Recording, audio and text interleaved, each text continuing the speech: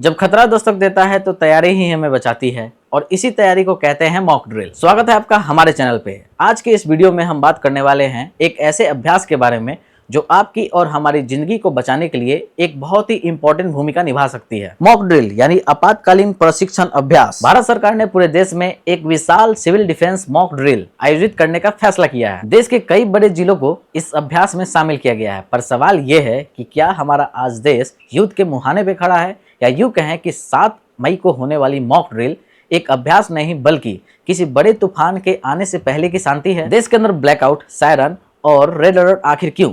दरअसल बात है 22 अप्रैल की, जब पहलगाम की घाटी में कुछ आतंकियों ने घुसकर वहां पे मौजूद पर्यटकों को मार दिया और इसके अंदर लगभग 26 से अधिक पर्यटक मारे गए और कई लोग इसके अंदर घायल हुए।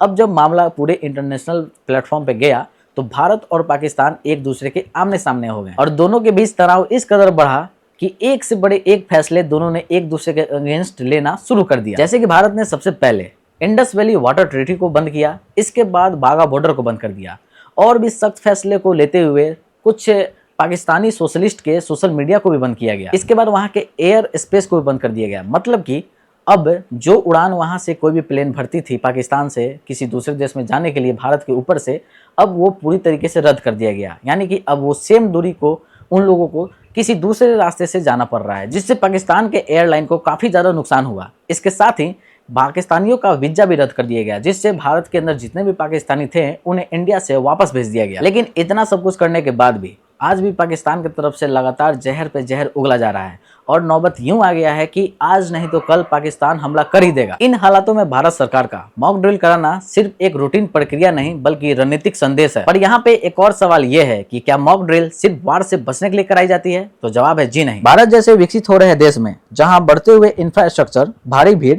और प्राकृतिक आपदाएं हर कदम पे हमें चुनौती देती हैं, वहां एक छोटी सी चूक एक बड़े हादसे का कारण बन सकती है। आपने अखबारों में पढ़ा होगा कि कहीं पे बहुत ही भीषण आग लग गई, कहीं पे स्कूल के अंदर बच्चे उसके कॉरिडोर में ही फंस गए और कहीं तो फैक्ट्रियों की जो केमिकल होती है वो इन्वायरमेंट में ही लीक हो गई, जिससे कि वहां पे बहुत ही बड़ी आपदा आ गई। तो यहाँ पे सवाल ये है कि क्या ऐसे अचानक आए आपदाओं से बचने के लिए हम तैयार हैं? यही जांचने का एक सरल तरीका है मॉक ड्रिल। यह एक नकली इमरजेंसी होती है जिसमें सच्चे जज्बात और प्रक्रिया का अभ्यास किया जाता है और इसके अंदर सिर्फ वार से बचने के लिए नहीं बल्कि इसके साथ साथ कई सारे और आपदाओं से भी बचने की तैयारी सिखाई जाती है, जिसमें सबसे पहला हमारा है फायर ड्रिल यानी कि आग से बचने की तैयारी। दूसरा है अर्थक्वेक ड्रिल यानी कि भूकंप से बचने की तैयारी।